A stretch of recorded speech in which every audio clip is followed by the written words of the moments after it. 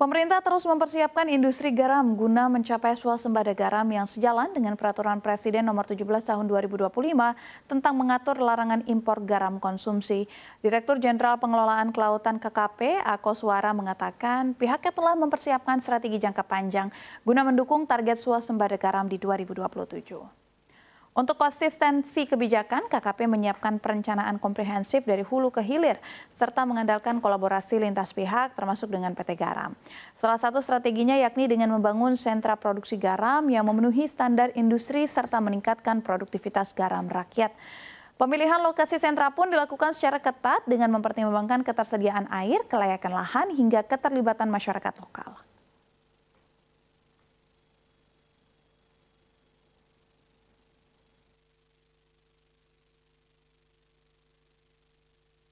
Membuat konsistensi ini ada beberapa instrumen ya. Pertama dari aspek perencanaan. Jadi perencanaannya harus komprehensif. Tidak hanya orientasi proyek, tapi juga nanti orientasi produksi hasil sampai kepada pemasaran. Jadi komprehensif ya. Perencanaan penting itu. Kemudian kedua, menjaga konsistensi juga dengan kolaborasi.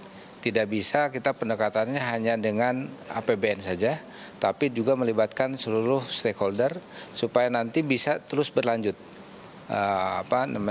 produksi garam ini. Nah, dua hal itu mungkin perlu kita kuatkan di samping monitoring dan evaluasi yang juga harus terus-menerus gitu kepada semua pihak.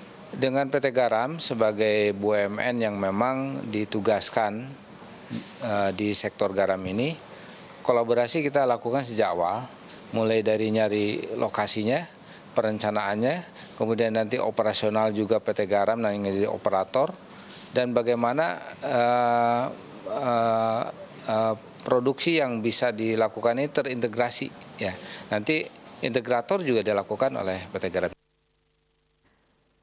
Senada dengan KKP, BUMN Pangan PT Garam mengungkapkan komitmennya untuk mewujudkan swasembada garam. Direktur Utama PT Garam Abraham Mose menyebutkan pihaknya telah mempersiapkan pengembangan garam industri dalam negeri. Untuk itu ia berharap kebijakan penghentian impor garam tidak berubah agar investasi selama 2 tahun ke depan tidak menjadi sia-sia.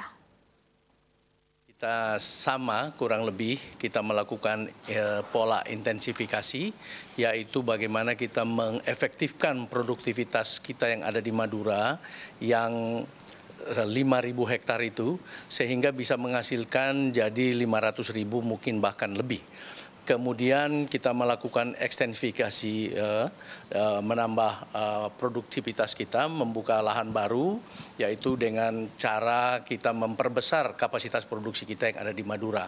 Antara lain kita lagi merencanakan bagaimana kita membuat semacam danau garam di sana untuk menambah kapasitas kita tanpa mengganggu existing produksi yang sudah ada.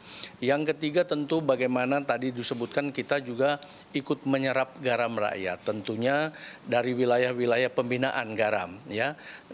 Kita melakukan training, kemudian dari pihak Kementerian Kelautan melakukan pembinaan juga, membangun sentra garam yang modeling, dan nanti kita akan menyerap mungkin dengan pola-pola koperasi sehingga apa yang menjadi tujuan swasembada garam ini selain dari tugas kami juga para stakeholder yang bermain di industri garam ini